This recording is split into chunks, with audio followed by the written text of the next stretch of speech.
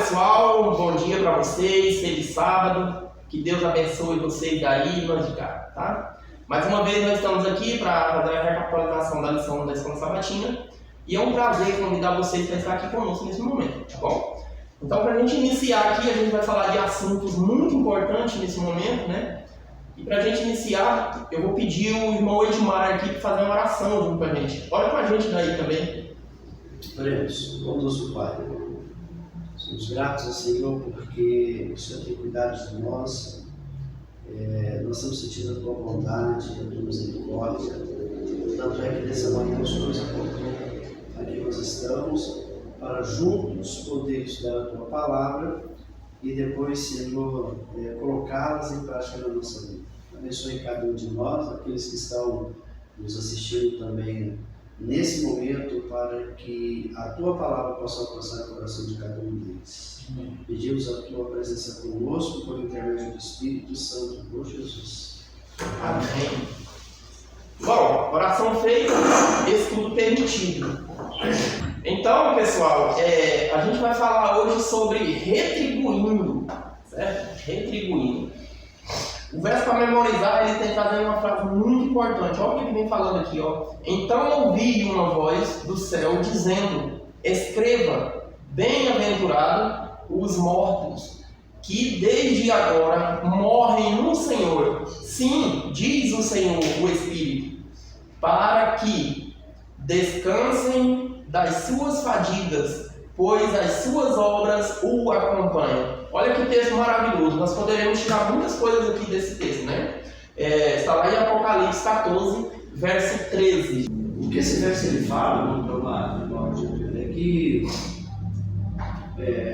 as obras da pessoa não terminam quando ela morre. O legado da pessoa não termina quando ele morre.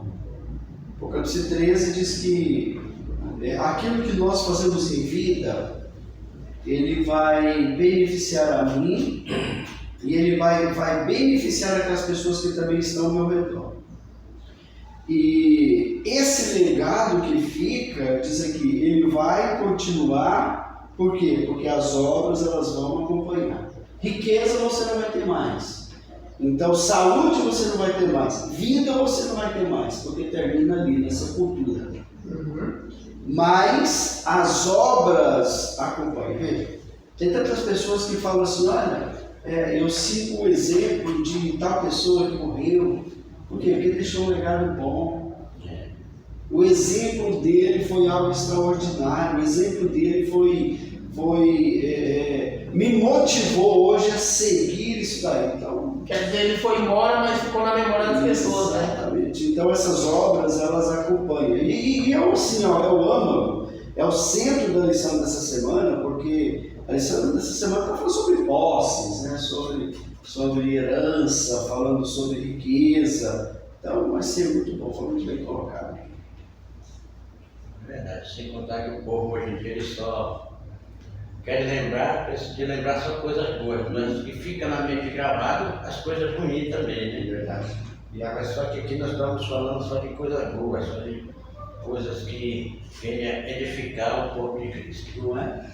só de coisas que venham para o bem da humanidade. Exatamente. Um diz que a morte é o final de tudo, mas a lição nos mostra que não é bem assim, porque mesmo que nós morremos, se fizermos boas obras, nós somos lembrados na mente dos que ficam. As más obras, elas denigram a vida daquela pessoa que ficou.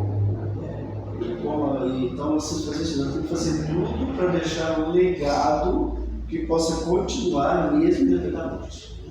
Verdade. Existe uma diferença também entre obras, né? É muito importante a gente pontuar aqui que existe uma diferença entre obras. Existem aquelas obras pessoais que se relacionam com o nosso caráter, né?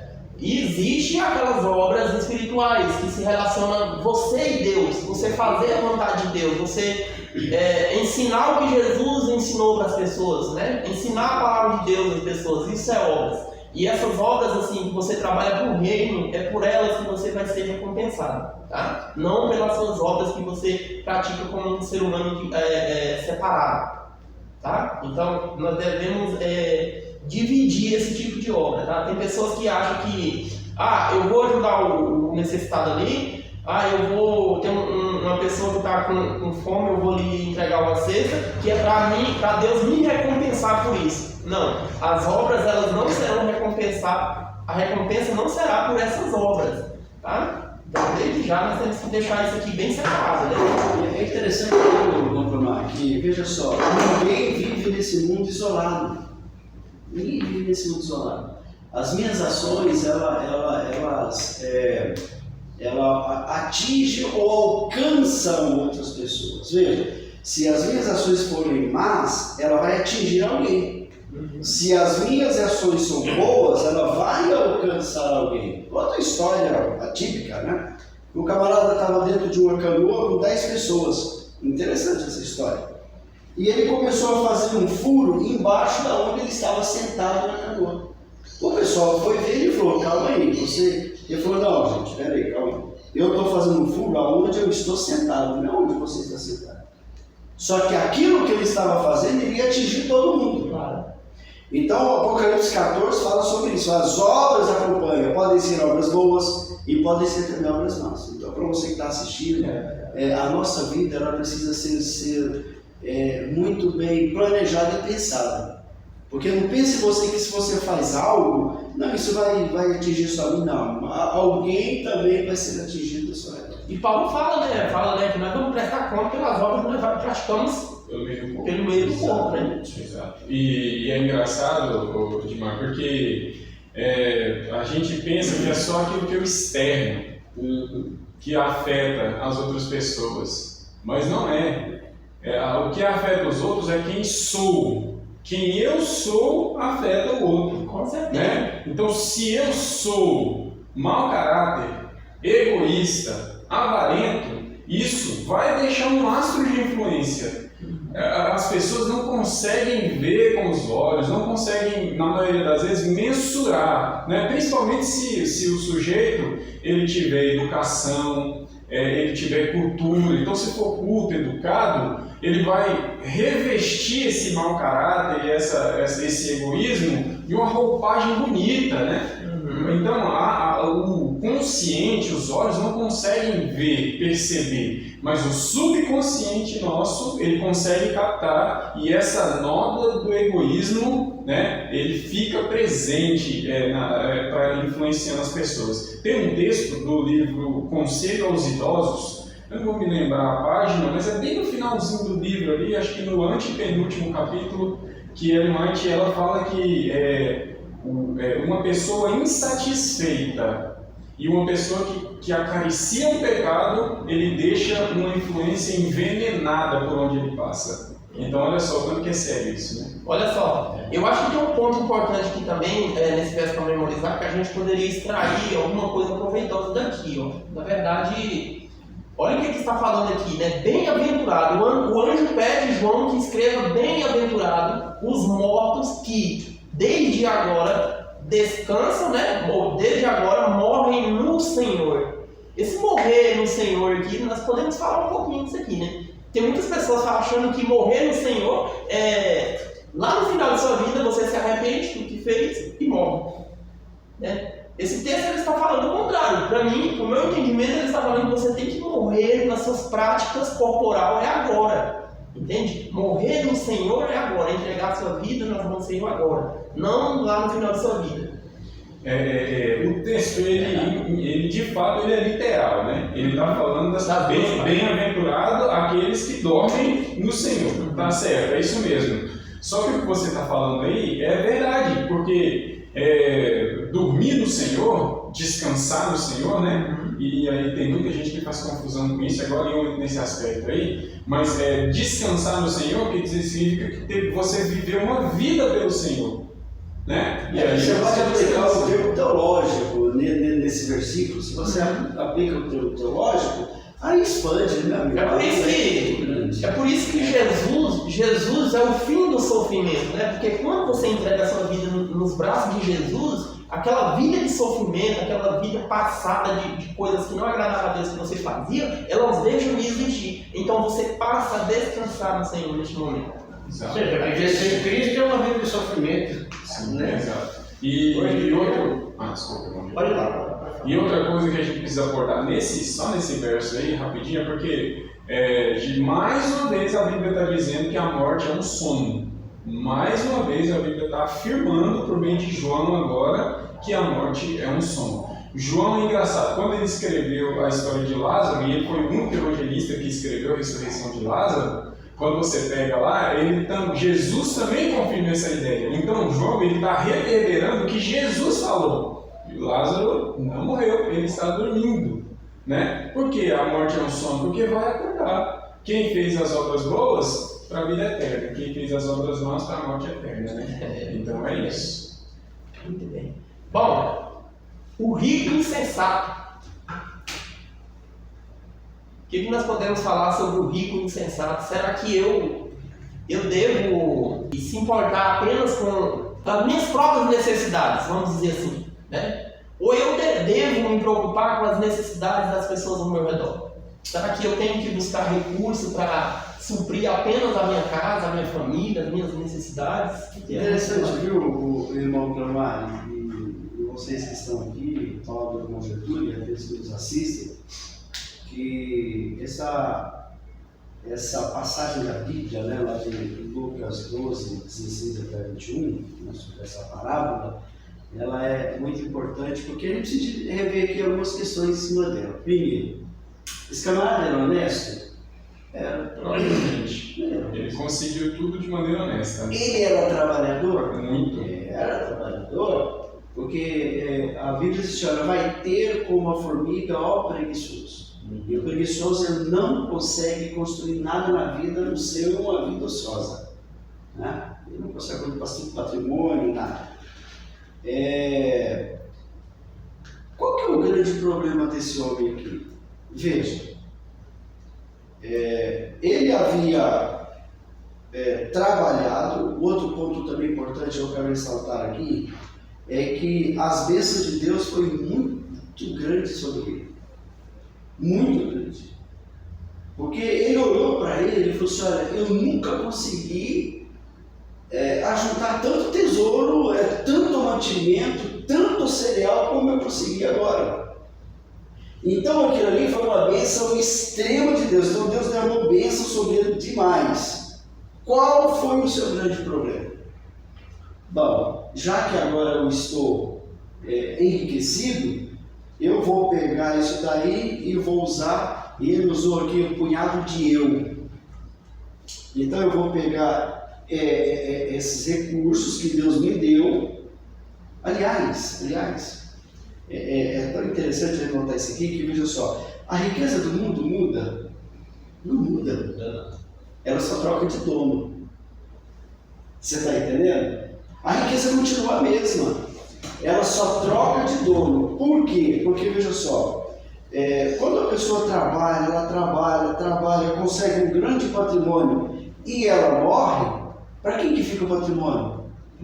Para outras pessoas. O patrimônio some? Não, ele continua no mesmo lugar. A riqueza some? Não, continua no mesmo lugar. Então só troca de dono. Qual foi o grande problema daquele homem? Agora eu vou usar essa riqueza para mim, eu vou comer, eu vou beber e eu vou viver tranquilo. Você sabia que às vezes o egoísmo na morte ele é pior do que durante a vida? Porque veja só, se ele tinha um grande patrimônio desse, e provavelmente ele já estava se colocaram aqui, ele já estava já no final da sua vida, já era um camarada já idoso, né? Já vivido, o que ele podia ter feito? Deus me deu a bênção. Agora eu preciso fazer o quê? Retribuir. Eu uso a lição aqui no outro título, e o título da lição fala assim: olha, a devolução. Meu amigo, a riqueza que nós temos, que você tem, não é sua e não é minha. Não é. E nunca foi, né? Deus, exatamente, Deus simplesmente empresta, Ele coloca nas mãos da gente por um período de tempo. Só que chega uma época que você tem que devolver para Ele. Isso quando nós fazemos devolver todo dia. Aqui, qual que foi o problema desse louco aqui? É que ele desconheceu recebeu a bênção de Deus, desconheceu que tudo pertencia a Deus, pensou que ele era o dono e agora ele estava tranquilo. Esqueceu de que a vida é curta E que nada está no controle dele. e que nada está no controle. Então esse foi o grande problema desse homem, A Bíblia- que aliás não pode ser seguido por cada um de nós. A Bíblia afirma assim: o Senhor está em seu santo templo. Ou seja, é o Senhor que controla todas as coisas. Olha a vida de Jó. O Jó estava rico.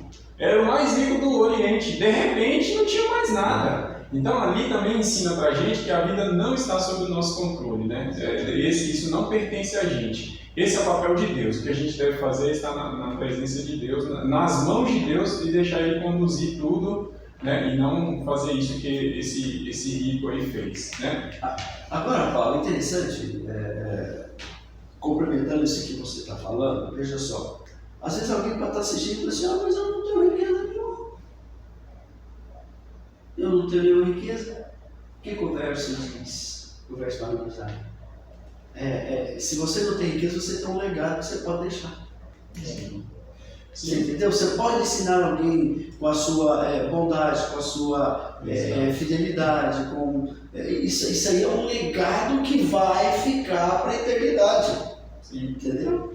E outra coisa que esse homem fez, Edmar, ele se preparou para uma parte da vida só. Exato. Então ele era um sujeito extremamente trabalhador, conseguiu tudo com os recursos lá, né, e usando as habilidades que Deus tinha dado para ele, e ele não levou em consideração isso. Tudo bem, mas ele pegou todas as faculdades que Deus lhe tinha dado e empregou só para a terra, só para se satisfazer. Só que aí, quando a voz de Jesus, né, entra na parábola novamente para indagar esse homem, Jesus chama ele de quê? De louco. Louco. Por que louco? Porque você se preparou só para essa vida, só para essa terra. Então, para essa terra, você está preparado. Se você fosse continuar vivo, você ia comer, beber e se regalar de verdade. Só que a vida não é só isso. A vida existe em duas áreas da vida. Existe a área material e a área espiritual. Gastar tudo que você tem só para esse mundo, só para essa terra, é a mesma coisa que colocar o seu tesouro na terra. É a mesma coisa que aquele servo, que a gente já comentou aqui alguns sábados atrás, fez. Ele enterrou o dom dele, colocou aqui na terra, só aqui na terra. E Jesus falou: olha, não coloca o seu tesouro na terra, porque aqui a traça e a ferrugem corrói, né? Então a gente precisa se preparar. A gente tem o direito de adquirir, usar as habilidades que Deus nos deu para adquirir recursos? Tem sim. Mas o nosso coração precisa estar no reino de Deus. A gente tem que se preparar para o reino de Deus. E aí, se a nossa prioridade for o reino de Deus, os nossos recursos também serão usados para o reino de Deus. Verdade. Ele usou mal, né? E Deus deu para ele, viveu, não lembrou que existia um Deus, que existia um céu, que existia alguém superior, que ele não Esqueceu que existiam pessoas que esqueceu que existiam outras pessoas que necessitavam. E a riqueza de Deus não dá para nós, totalmente. Não é para nós empregar o evangelho. Então, tanto que logo após de morrer, se não tiver um herdeiro, para quem é que nós vamos deixar? Para a igreja. Tem que devolver para a igreja. Aliás, irmão, só tocou um assunto importante, porque ele diz o seguinte: olha, você sabia que quando Jesus voltar, a gente vai dar conta dos meus recursos que eu até deixei depois de morrer? Você entendeu? O pastor Bonfim falou algo interessante. Ele falou assim que o pai dele, quando morreu, antes de morrer, ele falou assim: meu filho, eu não tenho muita coisa. Mas eu só vou fazer uma coisa. Eu só vou deixar a minha herança para aqueles que serviram ao Senhor. E os dois filhos dele se tornaram pastor. Por quê? Porque a herança, ele falou assim: se vocês não seguirem o caminho de Deus, a minha herança vai dar para a igreja. É uma E olha, eu vou dizer um negócio para você: ele fez a melhor coisa. Porque acontece o seguinte: olha aqui. Aquilo que Deus colocou na minha mão é meu. Os meus filhos vão adquirir o deles. É sempre assim, né? Então, se eles não têm cabeça, se eles não têm consciência do gasto do seu dinheiro, então a minha riqueza, eu vou fazer um testamento e vou dar para a igreja. Por quê? Porque quando Jesus voltar, ele vai falar assim: olha, mas para quem você confiou aquilo que eu lhe dei? Você confiou na mão de quem? Você confiou na mão de pessoas que eram infiéis. Aqui, ó, terminando aqui essa parte que é tão importante, fala assim que o problema não era trabalhar, não era acumular bens, não era enriquecer. O problema era a atitude daquele homem. Descanse, coma, beba. Ia trabalhar muito, só ia deitar, comer e comer o que tinha colhido. Pensamento errado, né? Estava errado. Olha só. Ela acabou de dizer. Veja bem um ponto importante em cima dessa história desse homem aqui, né? A preocupação dele era comer, beber e se regar com ele, né? Mas tem um ponto muito importante aqui, veja bem, todos nós, apesar de eu achar, do meu ponto de vista, que é uma forma errada, tá? Mas todos nós temos esse jeito, né? Quando você usa uma roupa, que aí você usa, e você vê uma pessoa que está necessitando, você compra uma roupa nova e dá para ele? Não. Você pega aquela roupa que você já não quer mais e passa para aquela outra pessoa, apesar do meu ponto de vista ser errado. Você nunca deve dar o que não serve mais para você, também não serve mais para o outro, tá? Então, mas nós temos esse costume, né? De dar roupas velhas para outras pessoas. Então, é o ponto de dividir o que você tem com outras pessoas. Né? O princípio é dar aquilo que eu estou usando, né? É dar aquilo que eu continuaria usando, só que está em abundância e eu vou isso mesmo. Aí esse rapaz aqui, ele não se preocupou com isso, ele se preocupou com o eu, né? Ele tinha demais, em vez dele ajudar outras pessoas, partilhar o que estava sobrando, que eram coisas boas, né? Em vez de Deus para ele, dar para outras pessoas e falou, não, eu vou recolher aqui tudo nos celeiros, né? Vou criar celeiros maiores, né? Vou encher aqui de mantimento, né? E vou me deliciar aí, né? Não importou com ninguém mais. Interessante, viu, irmão Getúlio? Porque alguém pode estar perguntando assim, vocês falaram em devolver a riqueza que Deus nos deu. Como é que a gente devolve a riqueza que Deus nos deu? Que foi no caso desse homem que não pensou. Você não tem como chegar e falar, Senhor, aqui, ó, eu ganhei aqui 1 milhão, então eu vou dar 500 mil para o Senhor e joga para cima. A Bíblia fala assim, quando Jesus voltar, ele vai perguntar assim, eu estive fome e não me deixa de comer.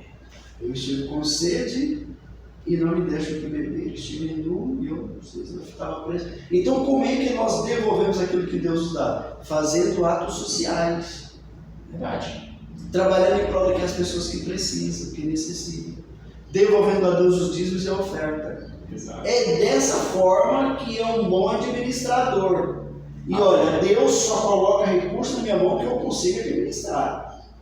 Por que a gente faz perguntas assim, olha, por que o meu vizinho, ele tem muito dinheiro, por que eu não tenho? É porque eu não sei administrar, e Deus não é louco, ele chamou louco aqui, por quê? Porque o louco não sabia administrar, Deus é sábio.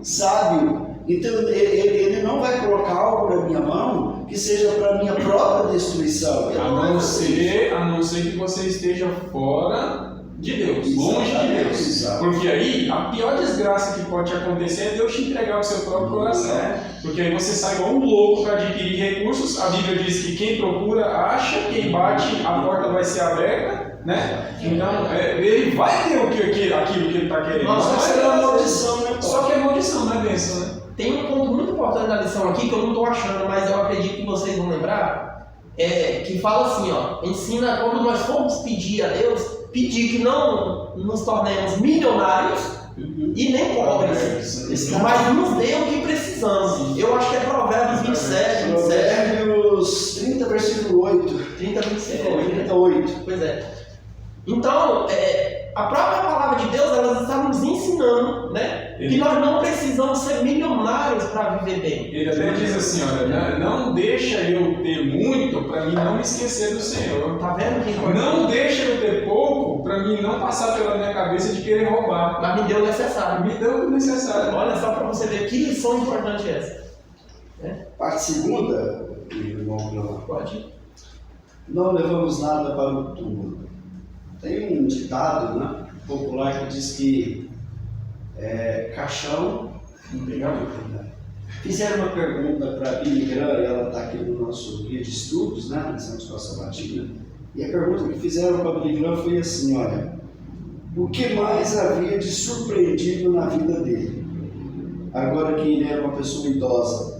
E ele respondeu assim, olha, a brevidade dela. Irmãos, a Bíblia aliás, a vida ela é muito breve.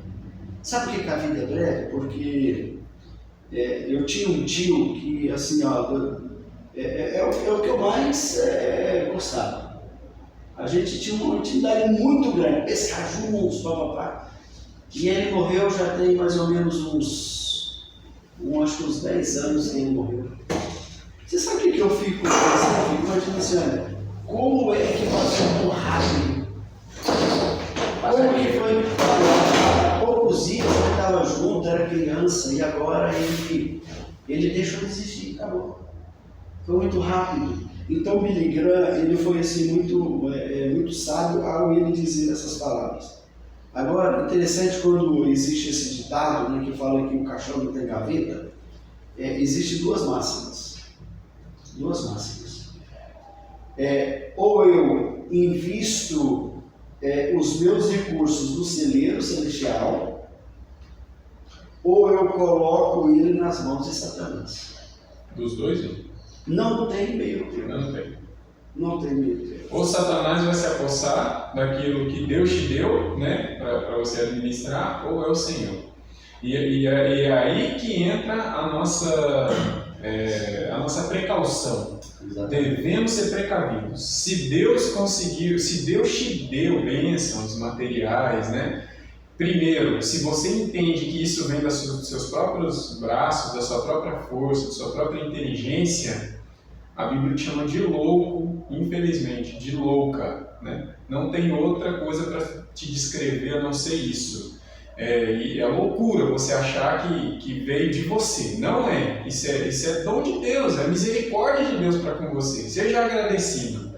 E outra coisa, seja precavido. Não deixe Satanás se apossar dos seus bens. Não deixe Satanás se apossar daquilo que Deus te deu. Né? Desenvolva métodos altruístas, né? E quando você perceber que a vida vai passar e você vai dormir, né? Porque tem um momento da vida da gente que a gente percebe isso, né? A pessoa vai envelhecendo, né? E ela percebe que não dá mais, ela vai envelhecer, ela vai perder a vida logo. Então toma precauções para que o seu dinheiro esteja investido no reino de Deus. Não deixa Satanás colocar a mão no teu dinheiro, porque a lição afirma que Deus vai pedir contas de nós depois, né? É verdade. A lição aqui, nossa lição aqui vai dizer assim: nosso futuro é claro, não trouxemos nada a este mundo, certamente nada podemos tirar. Ou seja, se morremos não podemos levar, né? Tem um ditado que diz que o Nero, quando morreu, sabemos que ele conquistou muitos países, tinha muito dinheiro, né? Imperador, né? Imperador. Então ele morreu, antes de morrer ele pediu que no cortejo dele ele deixasse a mão dele de fora e enterrasse ele nu. Aí o pessoal ficava batendo cabeça por que ele pediu, né? E aí ele disse que ele ia demonstrar para o povo que ele nasceu nu e não tinha nada, então nada ele iria levar, porque nada pertencia a ele. Tem um grande exemplo bíblico, né? É um exemplo digno de ser seguido. Eu creio que aqueles que seguem se são muito bem sucedidos na vida. É o exemplo de Jó. Jó, ele era o homem mais rico da sua época que ele vivia.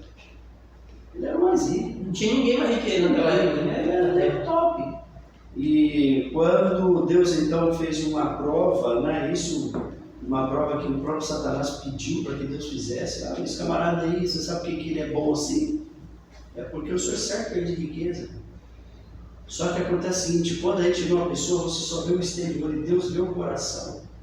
Ele sabia, conhecia o caráter de Jó. Jó se tornou o homem mais pobre que existia naquela época. Tanto é que até os seus amigos ricos começaram o quê?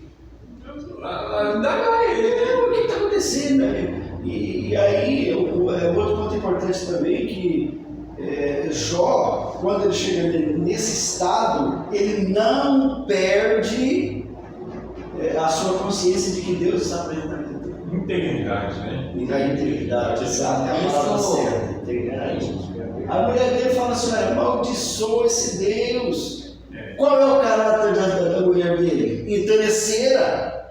Pois, se Deus está comigo, tudo bem. Se ele não tiver, então deixa ele. Porque enquanto Jó era rico, a sua esposa jamais ia falar isso, é meio louca. Na verdade, Odimar, Satanás usa a boca dela, assim como usou a boca de Pedro com Jesus, né? Por quê? Porque o que ele diz, o que Satanás fala para Deus é o seguinte: tira tudo de Jó e ele vai te amaldiçoar na sua face. Olha o diálogo dela: Jó, amaldiçoa esse Deus e morre. Ou seja, Satanás toma conta da boca dela naquele momento, né? E vem as palavras Ele levar Jó mesmo, né? As palavras de Jó foram as mais fortes. Eu acho que elas precisam ser relevadas. Olha, irmão, eu gostaria de extrair aqui 2 pontos dessas suas falas. 2 falas que você falou muito importantes, né? A de Jó, que ele era um dos homens mais ricos lá daquela época, lá dessa região, né?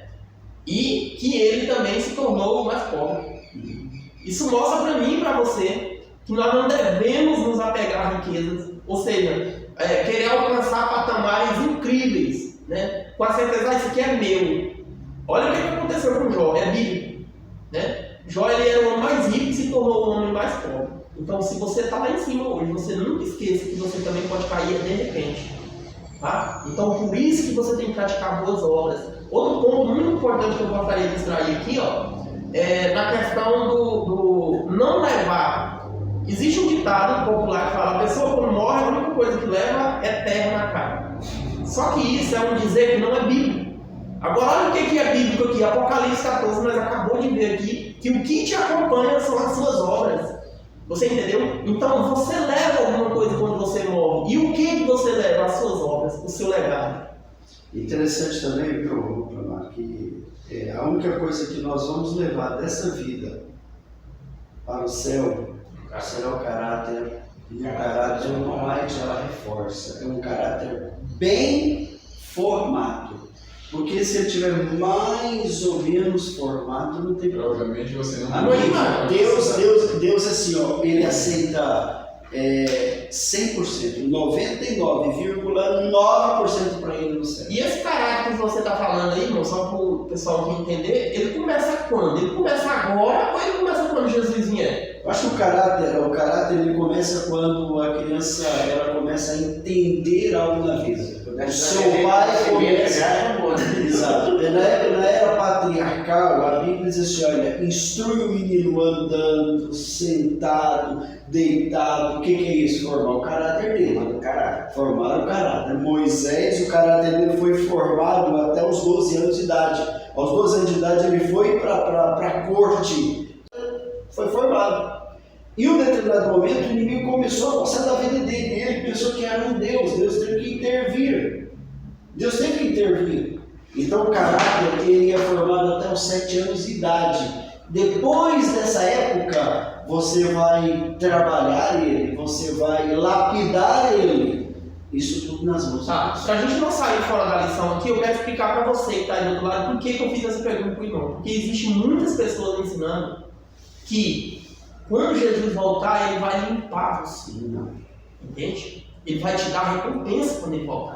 O seu caráter ele é limpo agora. Existem pessoas me ensinando que você só pode ser batizado depois que você estiver limpo. Me diga uma coisa, você vai ser batizado depois que Jesus voltar? Porque você vai ser limpo depois que Jesus voltar. Então você vai ser batizado depois. Não há tempo de você se batizar, porque ele vai trazer recompensa. Então, o caráter que o meu irmão falou aqui tem que ser agora. É hoje que você tem que começar a moldar o seu caráter. Para quando Jesus voltar, ele encontrar você, uma pessoa ali fiel. Entende? A irmã White ela escreve: se eu estou enganado, o caminho a Cristo, ou desejado das nações, não me lembro. Parágrafo 62. Ela fala assim: ó, que a santificação é a obra de uma vida inteira. O que é santificação? É você. É uma vida contínua a pé de Cristo. Né? E Paulo diz que sem a santificação ninguém irá ao Senhor. E continuando na riqueza, como nós acabamos passando por caráter que não deixa de ser uma riqueza, né? Que Deus nos dá, como diz a palavra bíblica: não fazemos tesouro na terra, mas sim no céu. São esses os nossos tesouros. A irmã acabou de falar da pobreza. Mas Jó era pobre de bens materiais, né? Mas espirituais Jó era príncipe, herdeiro do céu. Continuou vivo, né? A nossa riqueza aqui hoje, a humanidade trabalha já pensando no futuro do filho, né? Certo, tá errado, não tá certo. Trabalhando para o futuro do filho. É só que, às vezes, trabalhamos errado, né? Querendo deixar um fundo grande para ele. A Bíblia nos ensina que podemos passar, sim, essa herança para os nossos filhos. Mas se, desde o que ele tem no princípio bíblico, como nós acabamos de citar. O nascimento, até o entendimento, vai ensinando o caminho que deve andar, a gente passa a riqueza que Deus nos deu para ele ser excluído desse caminho. Agora, se não ser, aí sim, devolve para a igreja. Exato. Porque se entregar na mão de quem não é excluído no caminho, ele vai jogar fora. Vai jogar fora. Isso é devolver a Deus, é devolver a Deus. É o que o irmão falou disso. Se você não cuidar do que Deus te dá, o inimigo vai cuidar e destruir tudo. Destrói tudo. Então, aquilo que a gente tem, por exemplo, se você tem alguma coisa, não precisa ser um patrimônio muito grande. Se a sua família não está encaminhada nos caminhos de Deus, faça um testamento e dê para a igreja. Você está devolvendo a Deus aquilo que Ele te deu. Quando você morrer, sabe o que vai acontecer? As leis civis vão pegar aquilo que você tem e vai entregar para os seus filhos. Exato. Só lembrando que a Bíblia recomenda a cuidados de casa. Exato. Então, tem alguém necessitado, não deixa a pessoa necessitada. Vai lá, supra as necessidades da pessoa, dê meios para que ela leve as próprias pernas, mas se ela não quer seguir os caminhos de Deus, é um direito dela. Mas Deus confiou bens a você e você tem que devolver para Ele. Eu vi uma história interessante essa semana, enquanto eu estava estudando a lição, que um senhor, ele estava já chegando ali à morte. E ele tinha uma certa posse material. Só que veja só, um filho era médico, o outro era advogado, a outra era psicóloga, todos eles estavam muito bem encaminhados. Era uma família cristã, tá? Para você entender a história. Ele pegou, reuniu os seus filhos e falou assim: meus filhos, vocês estão muito bem, todos encaminhados. Então vocês não precisam do meu patrimônio. Assim, eu quero pedir para vocês agora que eu vou dar o meu patrimônio, eu vou devolver ele para Deus. Então eu vou fazer um testamento e vou dar ele todinho para a igreja. Olha, foi uma decisão sábia. E outra, eu acredito que se um dos filhos discordasse, eu acredito que ele voltaria atrás, daria a parte deles e uma parte ele daria. Então, nós não podemos nem ir para um extremo e ir para o outro, precisa ser no centro. Mas espera aí, não, mas... Olha, se na sua família tem alguém que necessita, faz o seguinte: chama antes, pede para usar para o bem, dê um pouco para ele, não deixa descoberto, e devolve, porque olha, o bem, ele é meu, ele não é da família. Deus confiou a você. Sim. Deus confiou a você. E ele vai pedir conta. Ele vai pedir conta no final. A irmã White, ela cita a história de uma pessoa que ele tinha muitos bens, era muito abastado, muito rico, um senhor. E a esposa, ele se converteu, a esposa não se converteu, né? Ele tinha traços de egoísmo e de avareza no coração. Então ele tinha dificuldade de liberar para Deus, né? E ele morreu. Antes dele morrer, ela escreveu uma carta para ele e pediu para ele: irmão, pega os seus bens, ao invés de deixar tudo para sua mulher, não deixa ela desamparada não, mas ao invés de deixar tudo, deixa uma grande parte para a igreja e uma menor parte para ela. E ele teve dificuldade de se desfazer daquilo, e ele respondeu o seguinte, irmão White, né? Mas não é só meu, é dela também. Então deixou tudo para ela. A irmã White diz que ela entrou em caminho de perdição. Aquela riqueza que ficou para ela perverteu o coração. Acabou, destruiu a vida dela, né? Foi maldição ao invés de ser bênção. E a riqueza não era dela, de quem morreu. Deus vai pedir conta para ela? Não, é dele, né? Para ele. Então, eu acho que nós já estamos aqui falando de terça-feira, tá certo? Eu acho que nós já estamos falando aqui de terça-feira. E eu gostaria de ler esse texto aqui no começo aqui, olha só. 27, 23 a 27. Isso. Nós temos, olha, nos termos do Antigo Testamento, muitos dos filhos de Israel eram agricultores e pastores, né? Assim, as bênçãos prometidas por Deus eram transmitidas na linguagem agrícola. Ou seja, naquele tempo, a gente acabou de ver atrás que um homem muito rico, o que ele fez? Ele fez vários celeiros maiores, desmanchou os pequenos e fez celeiros maiores para encher de quê? De coisa da agricultura, né? De alimentos, uvas, alguma coisa do tipo, né? Hoje as pessoas abastecem o quê? Abastece celeiros, ou paiol, depende da onde você esteja aí, você conhece por esse nome, né? Não, as pessoas abastecem as contas bancárias. Então hoje é transmitido em valores real, né? Moeda. Monetária, né? E nós estamos falando aqui em assunto muito importante. Por isso você deve começar pelas necessidades pessoais, que é o que nós estamos falando aqui, né? É cuidar da família, é cuidar ali da esposa, é deixar alguma coisa ali no começo, né? Como você acabou de falar, né? Mas saber administrar esses bens. Se você vê que o irmão Paulo falou, né? Uma pequena parte para a viúva e a outra parte doida para a igreja. Então é um bom caminho a ser seguido. Interessante, viu, irmão Trovão, que Provérbios 27, de 23 até o 27, eu quero ler porque ele é muito importante. Aqui diz assim, olha: procura conhecer o estado das tuas ovelhas e cuida dos teus rebanhos, porque as riquezas não duram para sempre.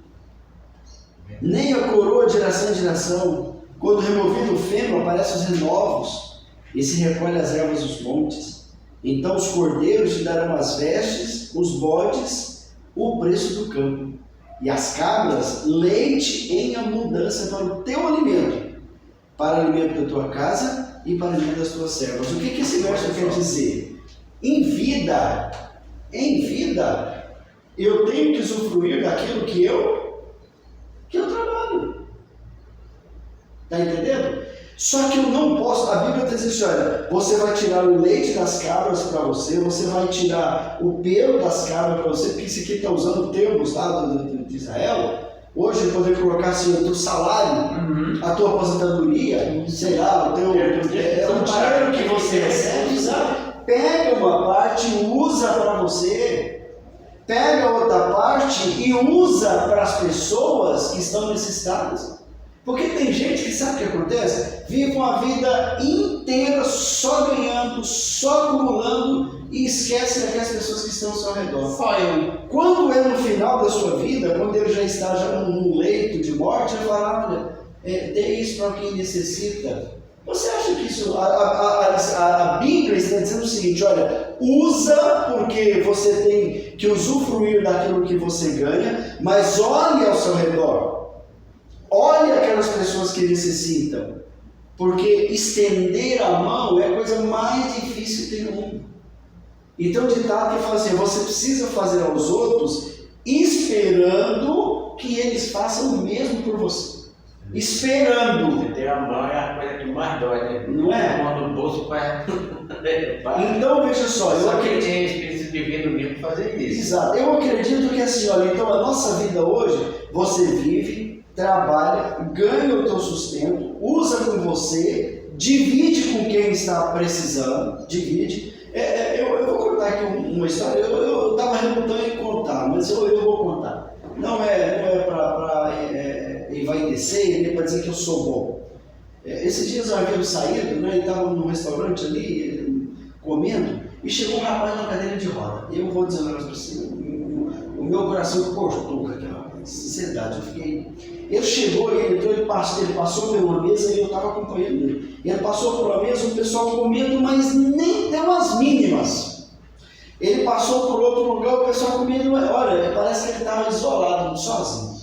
E a hora que ele passou pela mesa que a gente estava, o pessoal, assim, o pessoal que estava comigo também não deu as mínimas. Aí eu peguei e pensei, falei, mas que coisa. Olha a necessidade desse camarada, ele está precisando. E aí eu chamei ele no canto, né? Estava ali, aí eu coloquei alguma coisa na mão dele para ele embora. Aí eu peguei e imaginei assim, ali aonde eu estava, tinha mais ou menos umas 50 pessoas, mais ou menos. Se todo mundo tivesse um pouquinho visto a necessidade dele. Sabe quando eu li isso aqui, eu falei, meu pai, Então hoje o mundo vive assim, olha, eu preciso trabalhar para abastecer, eu preciso de estar bem. E a gente fecha os olhos para aqueles que estão ao redor. Esse texto aqui é clássico, meu amigo. E tem um problema. A pessoa que acha que vai viver só para si, ela se torna egoísta. Exatamente. E outra, o egoísta é aquele que exclui Deus e começa a olhar só para si. Quando você exclui Deus, a Bíblia diz que ou um Senhor toma conta do teu coração ou um outro Senhor. Se Deus não for o seu Senhor, provavelmente Mamon, o dinheiro vai ser o seu Senhor ou outra coisa, o sucesso, a vaidade, a moda, qualquer coisa vai tomar conta do teu coração. A diferença entre Deus e essas coisas é que essas coisas vão te escravizar. A pessoa começa gastando com si mesma. Daqui uns dias, nem consigo mesmo ela gasta. Por quê? Porque o dinheiro escraviza também. Escraviza. E ele faz a pessoa acumular, e nunca dá, nunca chega. Eu já ouvi relatos, eu nunca vi. Eu ouvi relatos de pessoas que têm muito dinheiro acumulado e que andam mendigo. Mentira, eu conheço um sujeito, ele anda na rua catando latinha na rua. Eu não estou dizendo que isso não é digno, mas eu entendo que essa profissão é para pessoa que está precisando muito, né? Que os recursos ali estão assim, escassos mesmo, e ele vai catar latinha ali porque é baratinho, né? O sujeito sai à noite, de madrugada, de dia, na rua, catando latinha, com as vestes maltrapilhas, igual um mendigo mesmo, de verdade. E eu descobri que ele é dono de 3, 4 casas de aluguel. Olha que situação, ou seja, ele não entregou o coração para Jesus e outro Senhor tomou conta do coração dele. E o Senhor que tomou conta do coração dele é um Senhor severo, duro, bruto, destruidor. E acabou com ele, né? Destruiu a vida dele. Ou seja, agora ele não vive nem para si mais, porque nem dignidade para o próprio corpo dele ele dá, e também não consegue viver para as pessoas, não dá nada para as pessoas, né? Ou seja, adiantou o quê? Que tipo de vida é essa, né? Então, ou a gente se entrega para Jesus, ou Satanás vai usar os meios para dominar nosso coração. Aqui na parte de quarta-feira, só nessa parte aqui, só finalizando aqui, vamos lá. Deixa eu dizer um negócio. Qual que é o contrário do amor? Qual que é o antônimo do amor? Esse dia eu vi um camarada fazendo essa pergunta, ele falou assim, qual que é o contrário do amor? Não é o ódio. Aí a pessoa respondeu assim, ó, é o ódio. Não é. Aí a pessoa falou assim, não é ódio. Ele usou algumas passagens da Bíblia. Você sabe qual que é o contrário do amor? Egoísmo. Agora deixa eu dizer um negócio para você, outra coisa importante sobre isso aqui.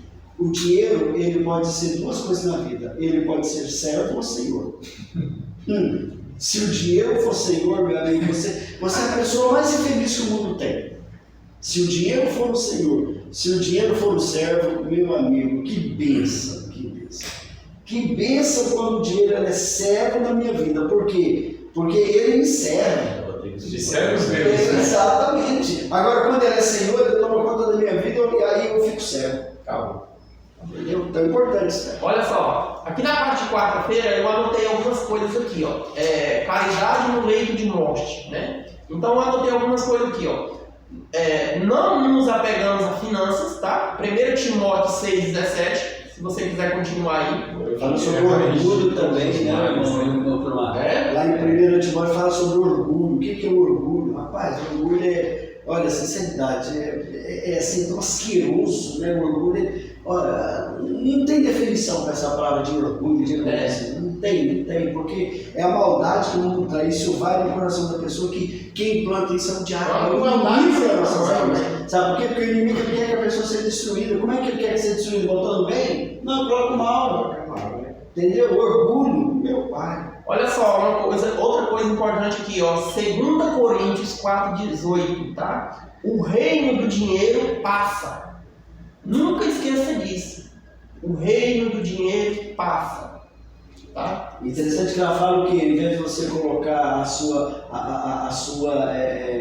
confiança no terreno, você tem que colocar no A minha resposta foi assim, que nosso foco e atenção devem estar nas coisas eternas e não nas coisas aqui na terra. Outro ponto importante, Provérbios 38. Eu anotei aqui assim, ó. Não devemos pedir riquezas a Deus, tá certo? Nem pobreza, mas o necessário. Que é Provérbios 38, tá bom? Não desejamos ser ricos, mas também não podemos ser pobres, porque senão nós vamos pedir mendigar. Outro texto importante aqui, ó, que eu... Aqui eu escrevi assim, qual é o provérbio 8? Contentar-se com o necessário. Aí, tá vendo? Né? Então, aqui ó, Eclesiastes 5:10 também, eu anotei alguma coisa aqui, ó, eu coloquei assim no meu ponto de vista, não podemos amar o dinheiro, Provérbios 5:10. Você sabe qual que é o problema, meu irmão Clomar, de amar o dinheiro? É que você nunca está satisfeito. Nunca está satisfeito. Nunca está Isso aqui, satisfeito. E outra coisa, irmão, quando você ama o dinheiro, você está perdendo o amor original, que é amar a Deus. Eu me lembro aqui de um episódio que, para mim, foi algo que, sinceridade, depois disso, eu falei, não podemos confiar não. Teve um cunhado meu que vendeu um carro para aplicar dinheiro em dólar. Chegou um camarada lá em casa, ele começou a conversar com ele, é um rapaz da família, é um camarada que a gente conhece da família, ele chegou lá com uma maleta de dólar. Olha, sim, papapá, então você tem que... Eu fiquei com o pé atrás. Eu falei, olha, quando a coisa vem muito fácil, você tem que desconfiar. Muito desconfiar. E dólar aqui dentro do nosso país. Meu cunhado vendeu um carro dele e aplicou tudo isso aí. Sabe o que ele ganhou? Ele ganhou um problema para a vida inteira, porque ele nunca recebeu dinheiro, caçou confusão com esse camarada, os dois aí são inimigos. Veja aí o que acontece. Isso só acontece com pessoas gananciosas que amam dinheiro. Hoje, o estelionatário, ele tem uma mentalidade muito avançada e ele só vai em cima daquela pessoa que é gananciosa, aquilo que quer ganhar, e ele joga o laço, aí a pessoa que é gananciosa aplica e perde. Entendeu? Então aquele que ama o dinheiro, meu amigo, ele nunca está satisfeito, nunca. O saco da ambição nunca enche. É um ditado popular muito sério. Eu queria só deixar aqui um ponto importante da lição dessa semana. É um texto da irmã White, de Conselho sobre Economia, na página 262, e ela fala assim, olha, ao dar a obra de Deus, você está juntando para si tesouros no céu. Tudo que você ajuntar lá em cima está livre de desastres e perda, e aumenta, tornando-se em bens eternos e duradouros. Será registrado na conta de vocês no reino dos céus. Isso aqui está escrito assim, um legado espiritual. Um legado espiritual. Mas só que acontece o seguinte, para você que está assistindo do outro lado aí, hoje também existem alguns charlatões que querem aproveitar daquilo que você tem, e muitas vezes pessoas investem, né, com essas pessoas. Procure alguém sério, procure uma igreja séria, procure alguém que vá administrar bem os seus recursos. Se você não tem um herdeiro, ou se você tem muito e quer dividir, sabe, o legado que você vai deixar é um legado espiritual. E segundo aquilo que esse escritor americano escreveu, ele disse que esse legado vai ser eterno. Interessante. Então Deus ele vai pedir conta daquilo que ele me deu. Exato. Daquilo que ele me prestou. E se fazer de cego também não é uma boa coisa, porque você está vendo, o seu pastor leu o verso bíblico para você dizendo assim, olha, não junteis tesouros na terra, né? Aí ele leu o texto bíblico para você, traga para a causa de Deus. Aí ele pega o dinheiro que você trouxe e ele ajunta na terra, né? Ele é milionário, ele tem carrão, ele tem mansão, então assim, dá uma olhadinha. A Bíblia fala bem assim, não julgueis para não ser julgados. Mas ao mesmo tempo a Bíblia fala bem assim, olha, você tem capacidade de discernir, porque você consegue olhar para um pé de limão e sabe que ele é limoeiro porque ele dá limão. Pelos seus frutos os conhecereis. Se o seu pastor está dizendo assim, traga o dinheiro, e ele só está preocupado em comprar carrão, em mansão, e viagem, e ostentar, e não sei o que, tem pastor que tem vaso sanitário de ouro. Então, não se faça de cego, por gentileza, porque Deus vai cobrar isso de você. Procure uma igreja onde você percebe que o Evangelho está sendo pregado. Você sabe por que eu dou meu dízimo e a minha oferta na igreja adventista? Porque eu não vejo pastor fazendo isso. O dinheiro é para pregar o Evangelho. Tem gente necessitada lá no Afeganistão precisando do Evangelho. Tem gente lá na Coreia do Sul precisando ser pregada. E tem gente disposta a ir arriscar a própria vida. Mas elas precisam de finanças, de meios. É por isso que eu dou o meu dízimo e a minha oferta na igreja adventista e convido você também a fazer a mesma. Amém. Bom, muito obrigado pela sua presença. Nós estamos finalizando a nossa classe aqui hoje, tá bom? Mas o convite fica aberto aqui para você visitar uma igreja adventista mais perto de você. Como você acha a igreja adventista? Você vai ali no seu Google Maps, né? Coloca igreja adventista, vai aparecer várias. Procure mais perto. Encontroigreja.com.br. Também. Você vai encontrar mesmo. Também, muito importante, a liçãozinha, se você quiser adquirir essa lição, você procura aí no seu celular, no Google, né? A Casa Publicadora, vai aparecer várias aí, procura mais claro para você. Tem também um telefone logo abaixo do site, você liga lá e adquire essa revistinha, tá bom? Tem ela online também, Marcos, CPB+. Coloca no Google CPB+, entra no site lá cpbmais.com.br e lá vai ter meditação, vai ter lição, resposta batida para adulto, para criança, para adolescente, para jovem, tá toda a lição online e gratuita também.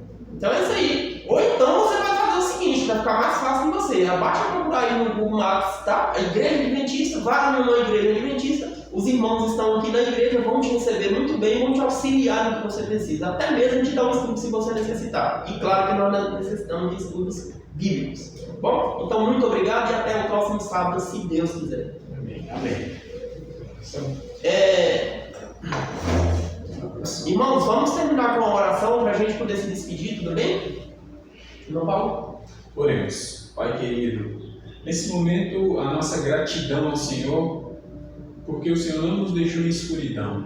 Nós temos a luz da Tua Palavra.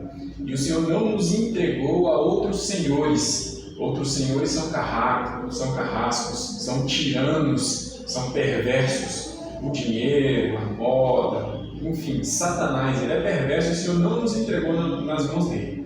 O Senhor quer que nós sirvamos ao Senhor porque o seu fardo é suave. O seu jugo é leve e nós nos colocamos debaixo das tuas mãos, queremos ser guiados e conduzidos pelo Senhor.